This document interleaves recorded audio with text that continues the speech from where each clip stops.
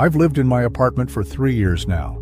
In that time, I've seen my next-door neighbor exactly once a year. Always on Halloween night. Always at the same time. And this year, I finally learned why. When I first moved into apartment 4B, I didn't think much about the unit next door. The building manager mentioned that 4C was occupied, but the tenant was very private. I figured they worked nights or traveled a lot. People keep to themselves in the city. That's normal. But then Halloween came. I was getting ready to hand out candy to trick-or-treaters when I heard it. The sound of a door opening in the hallway. Not unusual, except I'd never heard that particular door open before. I peeked through my peephole just in time to see a figure stepping out of 4C.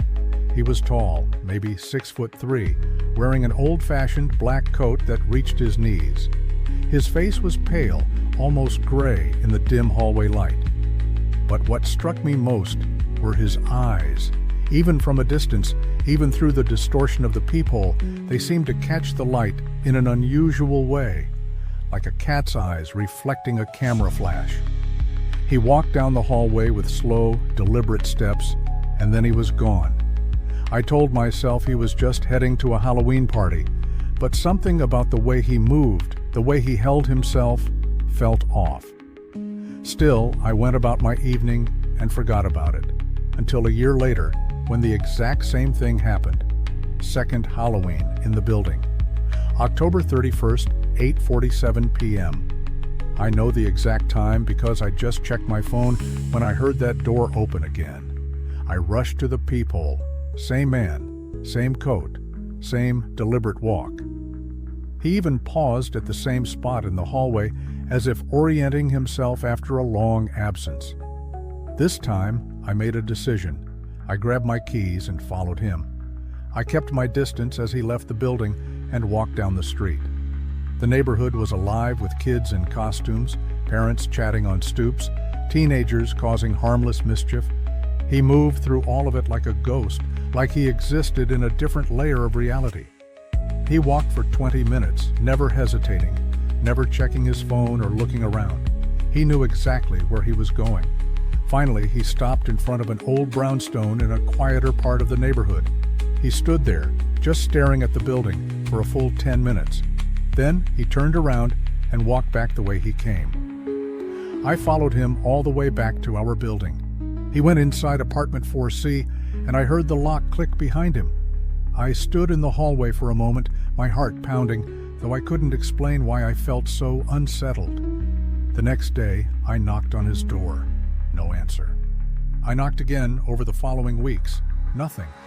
I tried to catch sounds of life from his apartment. Total silence. It was as if no one lived there at all.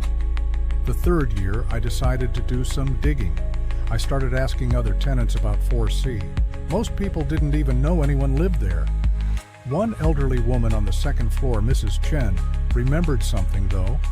She'd lived in the building for 15 years, and she said the man in 4C had been there when she moved in. She'd only ever seen him on Halloween. Always Halloween, she said, her voice dropping to a whisper. Never any other day. I asked the super about it once, years ago. He told me the man paid his rent a year in advance, every time, always in cash. Said he was taking care of family business and only came back once a year to check on the property. But 4C wasn't property he owned. He was renting, just like the rest of us. I went to the building manager with questions. He was new, only been on the job for a year, and he seemed confused by my questions. He checked his records and confirmed that 4C was occupied and rent was paid, but he'd never met the tenant. The arrangement had been set up by the previous manager, who'd retired and moved to Florida. Then he told me something that made my blood run cold. According to the records, the tenant had been living there for 42 years. The man I'd seen didn't look older than 40. This year I was ready. I set up a small camera in the hallway, angled toward his door. I told myself I was being paranoid, but I needed to know. I needed to understand what was happening in the apartment right next to mine. October 31st arrived. I sat in my apartment watching the clock. 8:30 p.m., 8:40 p.m. At 8:45, I moved to my door, hand on the knob.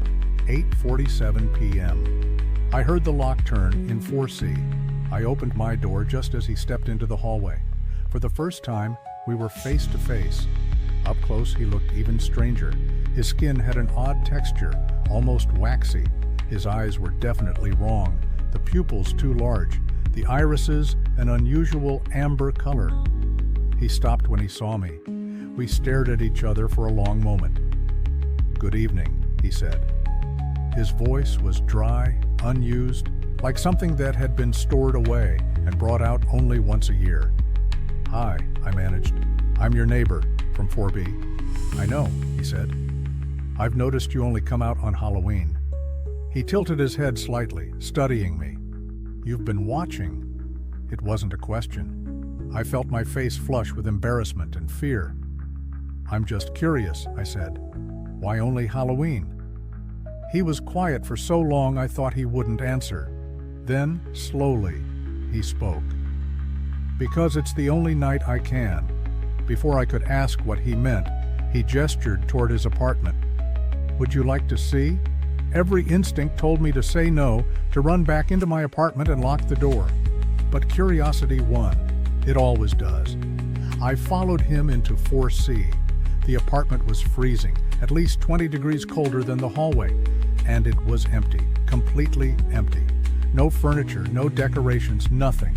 Just bare walls and floors. In the center of the living room, there was a single chair facing the window. "I died in this apartment," he said calmly.